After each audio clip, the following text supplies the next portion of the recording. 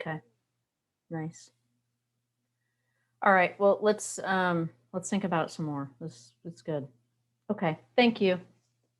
All right, okay. Thank you. You too. Bye-bye.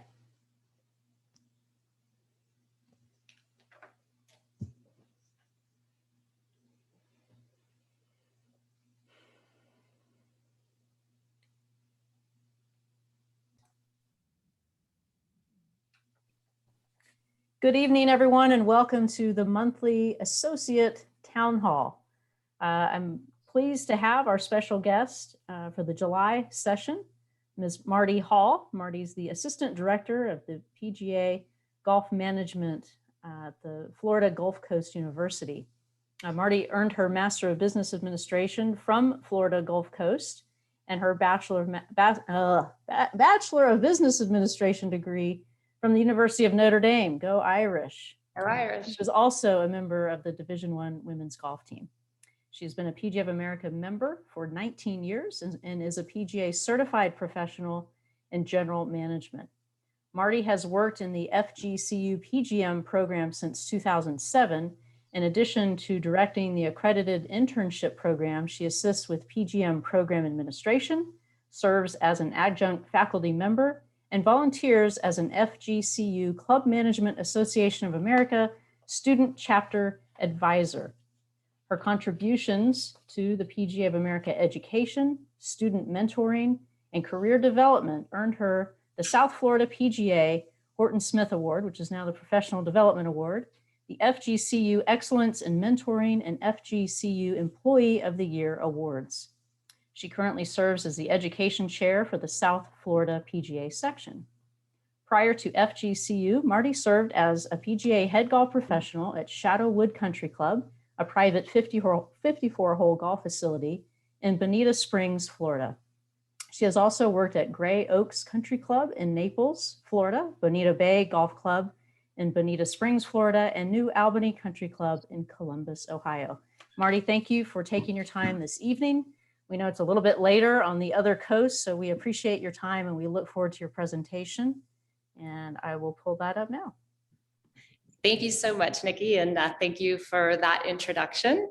So as Nikki said, I work at Florida Gulf Coast University, and a really wonderful part of that job is that it allows me to kind of fly at 10,000 feet and see what's going on out there in the industry. I get all of my information because part of my job is to place my students on internship across the country, and of course also to place my graduates into wonderful postgraduate positions as well. So I'm really, really passionate about helping everyone that is aspiring to become a PGA member to be successful. And much like this group, I did go through the traditional associate path myself. So I certainly understand what you are all going through. Hopefully some of the advice and insights that I'll share in this evening's presentation will really help you navigate the next few years of your career and really help you learn how to brand and market yourself to both your current employer and to potential employers in the future. So Nikki, if you would like to go ahead and forward the next slide, that would be awesome. So tonight I'm going to start just with the current employment environment and give you a sense of what's going on. Then we're going to talk a little bit about how to build your brand and then elaborate on how to sell your brand. And then at the end, I'll give you a little bit of insight on making good employment decisions. Next slide, please. So right now, there has probably never, ever been a better time for you to be someone that is new and entering in this industry as an associate. There's about 25,000 PGA members, but if you kind of take out some of the classifications like the F and the Life member, we have about 18,000 actually. And there's about 17,200 facilities nationwide that have a PGA presence. There's also, there's about 17,000 golf facilities nationwide, and only about 8,000 of those have a PGA presence. So there is a lot of opportunity at a lot of facilities for PGA members. An interesting thing about our association is that we are an aging association. So about 14,000 of our members are currently in the senior category. So if you do the math there, about 14,000 of those 18,000 are in the kind of the last part of their career.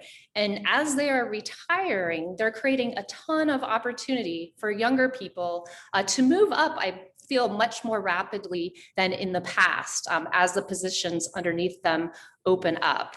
As many of you might be aware, women are in super high demand. My phone rings off the hook from PGA members across the country looking for wonderful young women to work in their golf operations. More and more women are assuming the roles of head golf professionals and even of general managers in this industry, and they're being very successful.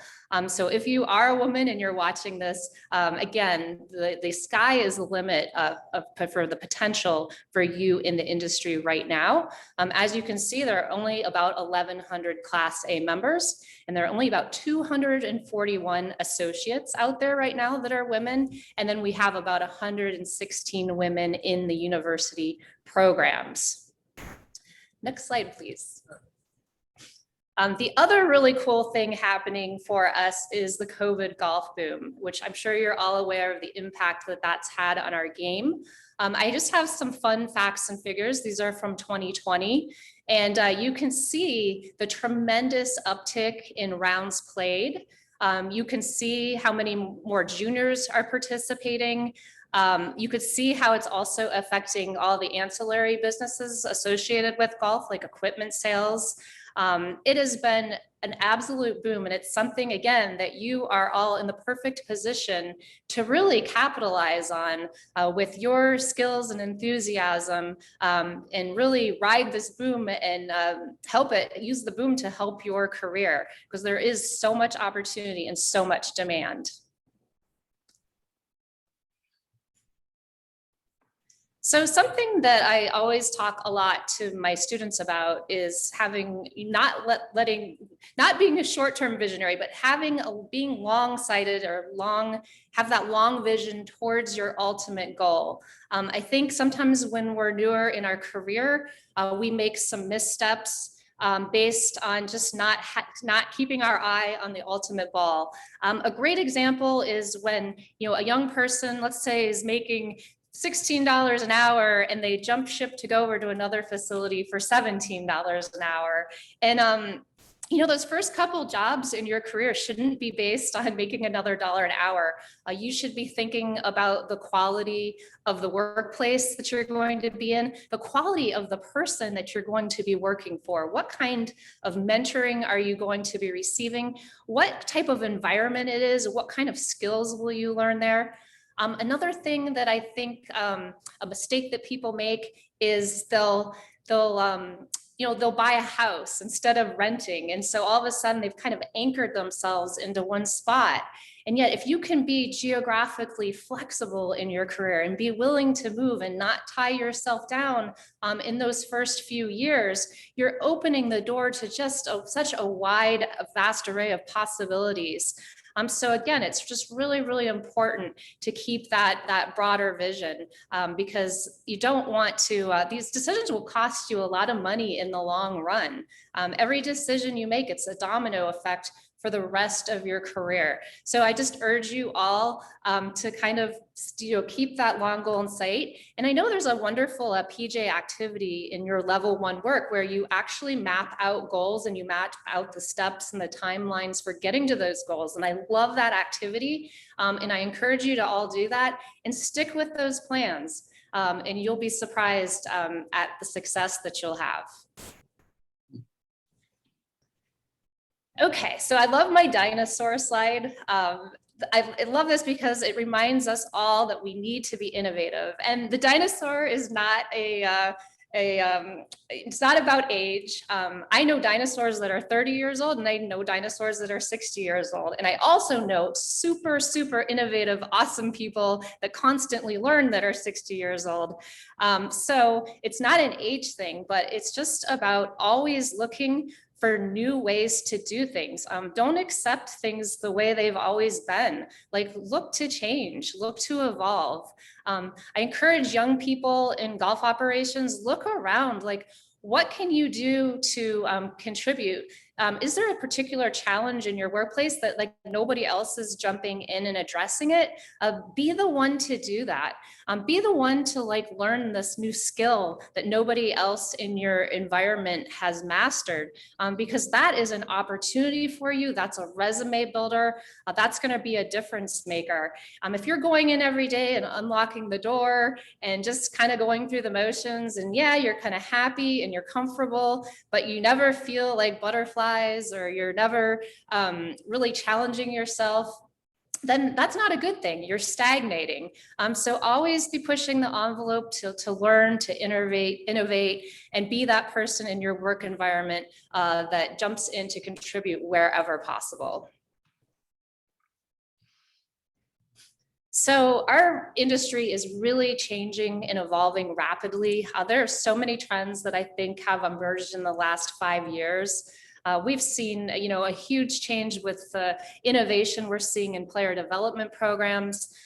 Those in management, we're starting to see more data-driven management decision-making with dashboards and pulling information from our technology. You need strong financial skills to be a head golf professional, director of golf, a general manager. A big thing right now is staff recruitment and retention strategies. If we think back to that first slide, we don't have a ton of associates in there. So as you ascend in your career and you you are in a management position, you're going to be very attuned to HR issues. Certainly the focus on women, focus on diversity, the huge junior golf boom that we're experiencing, just the healthy lifestyle focus in general, and how the golf operation is tying into the fitness and to dining and our food choices, and how we all kind of need to work together in a facility setting to provide those healthy type programs to our members and to our patrons. And then obviously new management softwares and apps that help us do our jobs more efficiently. I always say, let's do these things that help us work smarter, not harder. And then I think it's really important that everyone is an avid reader outside of the golf industry. My favorite thing is to read the Wall Street Journal so that I know all the business trends going on in the world, and I know what's going on in the bigger employment environment and how that might affect me and my career and my workplace.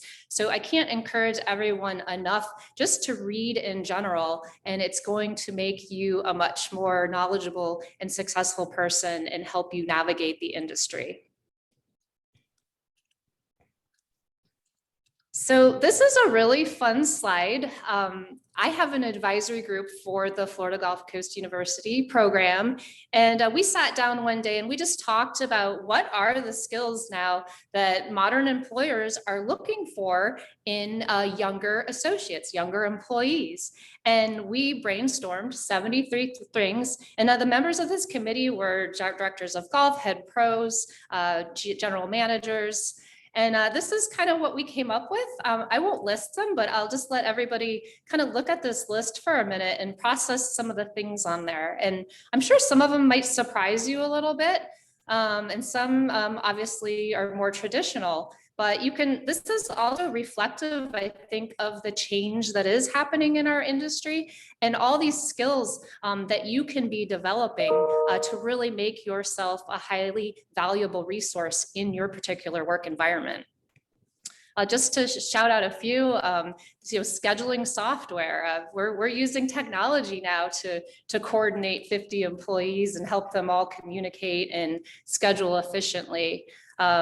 Power BI, that's data management. That's something you might not be doing right now in your career, but something that you might need in the future. I think, lots of credentials like CMAA are helpful. to differentiate yourself down the road. Social media has become a huge part of working at golf facilities and being able to manage those channels. That's just a few of the things listed here. Even drone usage, you know how many people are doing the flyovers now of the golf courses. And if you are working and you are able to do that and do some amazing video editing, like that's a skill that could very much benefit your golf facility. So I am a huge proponent of separating from the crowd and being an expert in something. You are all working towards your PGA membership, and that is awesome, but you will all eventually have your PGA membership. So what are you going to do to stand out to employers and to kind of like brand yourself? All the best PGA members I know, when I think of their name, I immediately associate something with them. You know, either that person is the junior golf guru, or that person is the golf genius expert, or that person is, you know, one of the best players in the section. But there's something that they do that they really stand out. So I encourage you all to follow your passion in your interest areas and to really take as much education in that area as you can and kind of run with it. Yes, you still are going to need to be good at everything in the golf industry. You're going to need to be a merchandiser, a teacher, a business leader, a motivator. You're going to need to know HR. But again, find that one thing that you want to take a little bit farther than everyone else. And I've just got some different examples of some things that you can do on there to have some certifications to put on your resume that will make you different. And be that rock star. So this is a big one. I work with a lot of young people on putting together resumes, and we'll sit down to write those bullet points, and it's really important that you can measure the contributions that you've been making at your golf facility. So I'm going to say it 3 times: data, data, data. You need to be collecting data on how you are impacting the bottom line at your facility. We have all kinds of ways of collecting it. We have point of sale systems, tee time systems that we can leverage that. So for example, let's say that you started a ladies golf clinic, a weekly ladies golf clinic, and you've got 12 ladies in it. And all of a sudden, those ladies are making more purchases in the golf shop. They're playing more rounds, so they're doing more golf car rentals. They're starting to have lunch together, so they're generating food and beverage revenue. You can actually track all of that. You can track your group of ladies, and you can later go to your head golf professional at the end of the year and say, hey, I just want you to know that ladies group that I started, at the end of the day, they generated X amount of revenue for our golf facility. If you can start quantifying and putting outcomes like that on a resume or be talking about them in an interview, like, you're hired because you are a difference maker. So again, collect, compile, and report all that data in your workplace. So another thing that's so important is networking. And just by being parts of a group like this and taking part in education in your section, that's certainly a good way to network. As you progress in your career, I encourage you to get involved within your chapter or your section. But it's also important just for you to talk to everyone. When sales reps come into your facility, talk to them, find out what's going on in the industry. They always seem to know what's going on at all the other facilities, right? So they're a great source of intelligence. Of course, play golf with as many different people working out there as you can.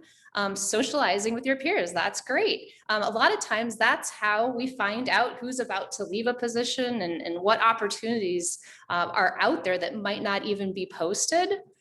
Education seminars. attend them and talk to strangers. Don't sit at a table with your 3 best friends. Go sit with 3 people you don't know.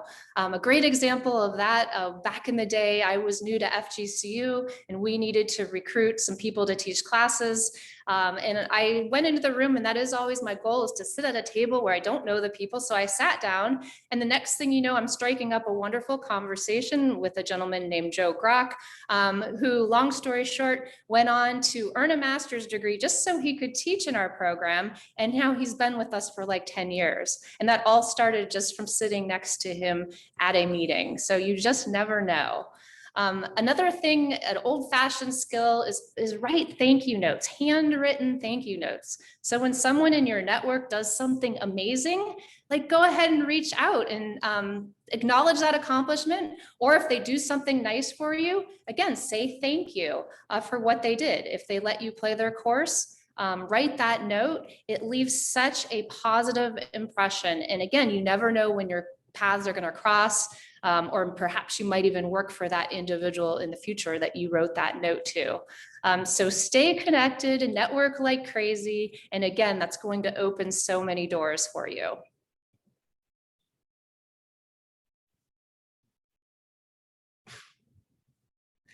All right, so we've always got to be working on our career, because what happens, like, if all of a sudden the perfect job opportunity presents itself, it's like your dream position, but you haven't been doing all these things along the way, like you're not ready for it.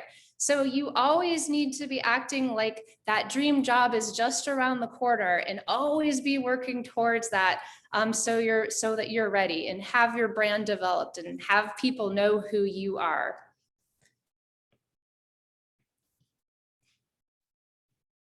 So just to give you a little bit of practical advice, I'm going to shift gears and talk just a little bit about the resume. Basically, a resume is, I liken it to someone walking into a room in a great suit, and they just look really impressive and they look really nice, and you want to talk to them. The same thing with the resume. Someone's going to glance at it probably for about 6 seconds, and you want to make sure that that resume has the same effect on them, that the way it looks, the way it's organized, and that some of the things that are standing out on there make them want to even spend more time and learn more about you. So I think it's just really important that resumes are very visually appealing, that they're very well organized. You can see on the samples on the screen, the information is chunked. It's easily digestible. It's just very, very easy to follow. And you notice you always want to save the bold printed items just for the key things that you want them to see in that 6-second scan. So, great facility names, that would be the thing that I'd want them to see as they move down, and like the section headers, and just to move through there quickly. So make sure your resume has that visual oomph to it. You can do like the colored headers that you see over there, but notice it's still very conservative. There's nothing jarring or crazy. It's all very classic looking. But if you are applying to a company that uses software to scan through the resumes, then you don't want any images whatsoever. You do just want to go with text only. So some of the things that are trending with resumes, especially if you haven't put one together in a few years, are that objective statements are gone. They're no longer. They were always really awkward to write, and they were very limiting, because if you wrote the wrong thing or said the wrong thing, then the employer might not even want to look at you. So thank goodness those went away. So what has replaced that is, at the start of the resume, we want a good professional summary, or what we could call a performance profile or performance highlights, something like that. So you could see there's an example with some key bullet points about this individual, or you could just do a summary, as you can see below. The passionate leader with 10 years of management experience, whose objective is to provide the optimal experience for members and guests, dedicated to developing and building cohesive teams and growing individuals to excel both personally and professionally. So just a quick statement that kind of gives the reader the idea of what your background is, and maybe what your strengths are, and what you can bring potentially to their operation. The other thing that's gone away is no more street addresses. Now it's just the standard procedure to put your name, your phone number, your email address, and your city and your state. I think a lot of that is because of the power of Google. We can kind of look up everything. We don't want people judging us by where we live, and just kind of privacy concerns in general. So just stick with your email and your phone number and you are good to go. So this is one of the things that I think a lot of people struggle with in resumes, and it's the bullet points. And I see it with younger people that are newer in the industry, they'll just list like what they did. So they'll be like, I checked in golfers and I sold merchandise and I cleaned golf cars. And it's like, okay, great. But like everybody does that. What employers are looking for is like, what are the difference makers that you are doing? Or how did the things you do impact the bigger picture of the golf operation? So I'd rather see 3 really key bullet points about what you contributed versus just kind of this long laundry list of all these tasks. So a good model to use is the PAR model. And of course, I like that because it's a golf term, PAR, where you think about a problem or a situation in your workplace, and then you think about what action did you take to fix it or make it better, and then talk about the result. And again, this is going to go back to the data I was talking about, because we want to be able to measure these things. So I love this first example for this group. Implemented a beginner golf program, which increased 9-hole league participation from an average of 15 to 60 weekly participants in 1 year. So there you go. It's measurable. It had a positive impact. And then, like I said, in the data section, you could take that even a step farther by translating how that action had effect on the revenue or the bottom line of the golf facility.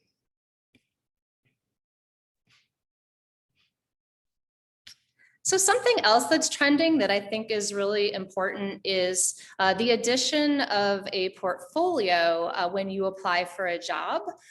Yes, in the past, it's been traditional for golf professionals to show up for the interview with a binder kind of under their arm that they put out on the table and they start talking about.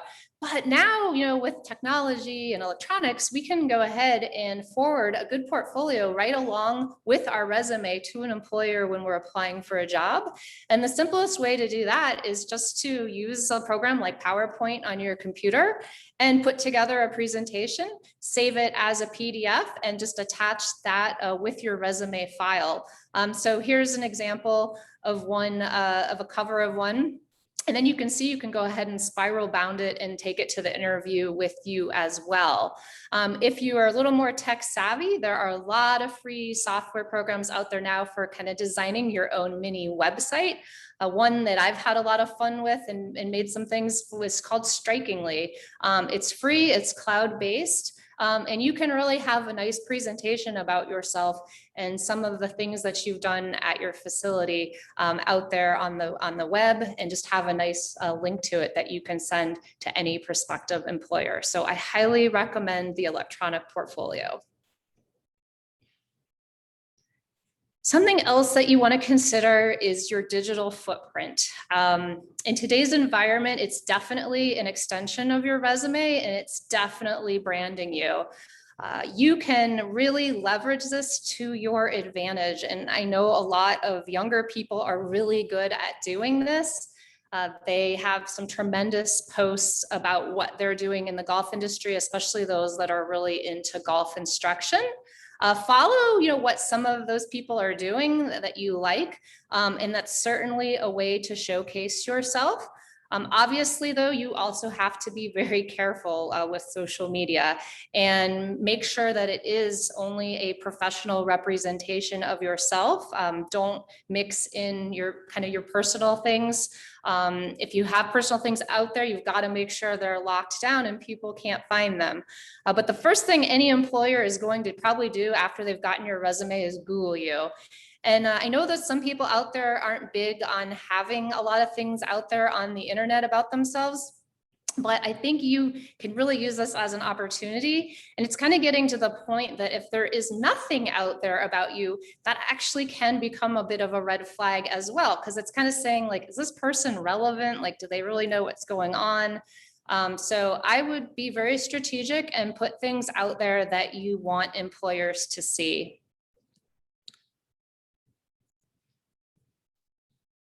The other thing that I notice sometimes we'll go into an interview or we'll put together a resume, but we don't go in with the mindset that we need to tailor the messages that we're communicating to the employer. So we really want to do some research and find out what is it that that employer needs in this position. And even just looking at the job description that they wrote or the job posting, we should have a bullet point in our resume that mirrors everything that they are asking for. And the same thing when interviewing. If you're applying to a private club here in Southwest Florida, where the average member age is like 55, 60 years old, then I wouldn't go into that interview spending extensive time talking about how you are the best at leading junior golf programs in the country, because we don't have a lot of junior golf down here at our facilities because they're mostly retirees.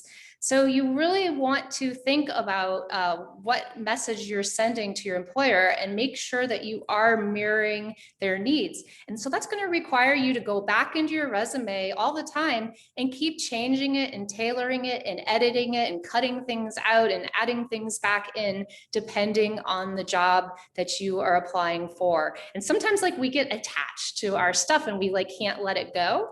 So get somebody else involved too, to look at it more objectively and help you make those decisions on what to keep and what to edit.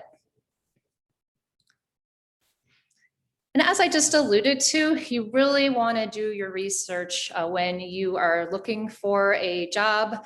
You want to get as much intelligence as you can. So as I mentioned in the networking section, those sales reps that go to all the different clubs, they are usually a wealth of knowledge about what the internal situation is at a certain facility.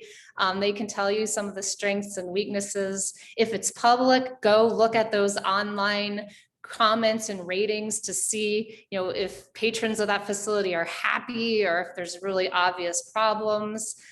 Try to, decipher the culture, and then try to learn even maybe about the strengths and weaknesses of the person that was in the position before you. Of course, you're going to do this in a very discreet and professional way. But again, tap into that network that you've hopefully developed to do your homework, do your research, so that when you do go into that interview, you can speak again to what the facility needs, to that employer's needs. So interviewing, though, is definitely a two-way street. So I think, again, with a lot of less experienced people in the industry, they go into the interview and they nervously answer all the questions, and then they're afraid to say anything. But if we go back to the first slide of today, remember the current employment environment is that there's a lot of demand out there for you, and there's not a lot of supply of associates. So you have a little bit more leverage and a little bit more power in an interviewing situation to really ask a lot of questions and kind of satisfy your concerns and your needs and learn a lot about the facility. So I would be trying to ascertain the facility culture.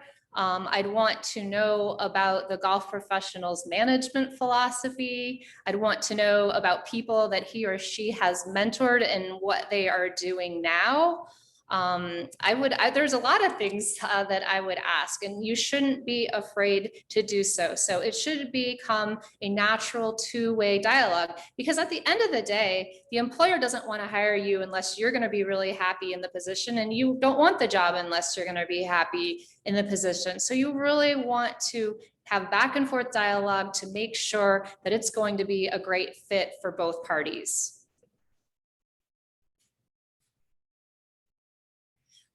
And something else that you want to make sure you do as a younger person in the industry is get it in writing. So I've seen a lot of my younger graduates, they get out there, they'll go talk to an employer and they promise the moon and it sounds perfect and everything's great.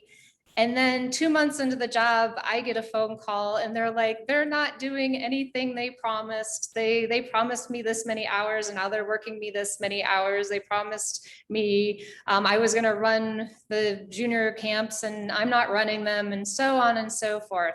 So again, I think it's really, really important that you should only accept positions where there is a written job description. If there is not a written job description, I think it's important to summarize the points that you discussed in the interview and maybe write a nice professional email back to the employer and say, this is what I understood from our discussion, that my job will entail the following. This is what I heard you say, and create some type of written record so that you have that to go back on if things aren't going quite how you felt they were advertised to you. Again, before you accept a job, also try to speak with current and former employees of that PGA professional or facility whenever is possible. And again, back to the two-way street slide, it's just so important for you to satisfy things that are important to you. So if work-life balance is going to be really important to you, then I sure would want to know what my boss's philosophy on work-life balance is. And I would ask questions like, tell me how you balance your work and family obligations. So those 3 questions there would probably be the 3 most vital for you to ask to get a feel for that person that you would be working for. So this was just kind of a quick overview of a lot of things. There's so much to talk about when it comes to personal branding and interview and resume writing.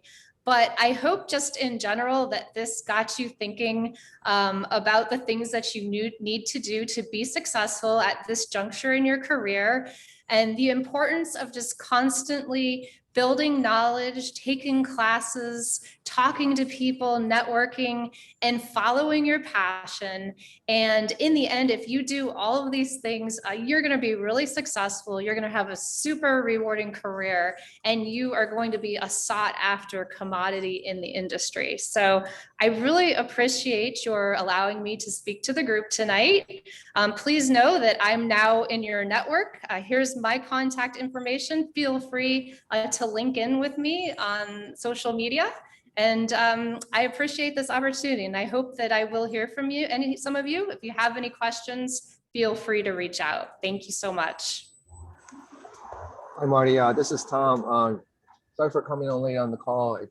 Great presentation as usual. I was very impressed with the information that you presented during the lead presentation a while ago, and I want to thank you so much for your time today.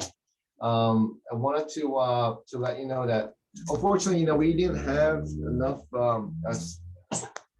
associates that we wanted to have on the call, but what we do is send the recording to all the associates in the section, and I think some associates have challenging times in terms of joining the call on time on a weekday. So I really thank you for your time today, and we appreciate you giving this information to the associates for the SCPGA section. Absolutely, my pleasure. And like I said, if any of the associates have any questions based on watching this presentation at a later time, I'm always happy to answer an email or to take a call from them. Hey, Marty, this is, hey, Marty, sorry, Tom. Hey, Marty, this is Tom Parker. Hey, just one question. I know you mentioned when you were going through about associates doing their research, when they go to a facility, do their research, find out what they're really looking for, which is great. But if I'm an associate, and I'm just going to ask a question, a stupid question probably, but how do I find out what they want? How does an associate, I know we have a lot of opportunity to get on the internet to get stuff, but how would I go find out what, Augusta National wants in a, I'm sorry about that one, but how do you find out that stuff? I'm going to apply for an associate, or an assistant professional position. Any suggestions on how we do that research? Sure. Well, I think at the simplest level, I mean, first you're just going to start out with their job description and what they've posted, and really think deeply and intently about that. But as far as kind of tapping into people that might be able to help you with those insights, that's kind of going back to hopefully that you have built a network of people that you can reach out to, because as we all know in the golf industry, we all kind of know each other, right? I mean, if we don't know each other, we know somebody who knows somebody. So kind of making a phone call to one person might lead you to another person who maybe was a past employee there, or who has a great friend who works there, or something that will just give you some clues. But even if you're young and you're an associate, you don't know many people, I would establish some community on LinkedIn. I wouldn't be afraid to write a message to somebody that if I saw on their profile that maybe they worked there in the past. And it never hurts to ask. They may or may not reply to you, but it's certainly worth a try. My students are really lucky because they've got resources right at the university. We have 6 PGA members on staff, so we've all worked all around the country, and we obviously have built a network through our jobs. So for our alumni, we can get to the bottom of things pretty quickly for them. But I know that's not as easy for a traditional associate. No, I appreciate that. And of course, if you know of anybody at Augusta National, let me know. Well, some of my students have worked for the 2 head pros there, so yeah. Marty, one last one question for me, Marty. This is Tom, son. Just given my experience as a PGA professional for the last 4 years, and 2 years being an associate and 2 years now being a member, I've made some observations as to the improvements that some of our associates can make to become a better professional. Is there one thing or one aspect of being a PGA professional that they could improve going forward? Generally speaking, about associates as a whole. Associates as a whole, the number one feedback that I get from employers regarding my students, who tend to be a little bit younger and less experienced, but it always comes back to working on their communication skills. That seems to be the number one thing that all younger people can do a better job with their communication skills. And that can be different things. It could be just how they speak to people on the telephone, but it also, I think it goes back to more about them asking questions, advocating for themselves, working on their written communication skills. So, taking a public speaking class, I think, is essential. I think taking a writing class, if you aren't the best writer, like take a class to brush up on your grammar. I think that would be one thing that we can all work on, that the young people can improve. I completely agree with you. That's what I was thinking. I think email replies, just active communication is one thing I still think that we all, not only associates but members as well, can improve going forward. So thanks for that feedback. Yeah, especially those emails. Hey, you is not a salutation that is proper. Yes, indeed. Does anyone else have on the call any questions or comments for Marty before we close the call? Just thanks, Marty. It was a great presentation. I know I picked up a couple things myself, so I think it's a wonderful presentation, not only for our associates, but for our members as well. So I really appreciate your time and what you shared. Thank you. Thanks all of you. It was really nice meeting all of you. Thanks, Marty. It was great. In closing, Marty, again, I appreciate you. It was a great. I thought your content would be very helpful to associates, for not only our section, for any associates in the PGA. Thank you for your time today. I know that you made the commitment today to give us your presentation. Thank you so much for that. And again, we will send this out to all associates within the section. I'm sure they'll be watching this on recording and make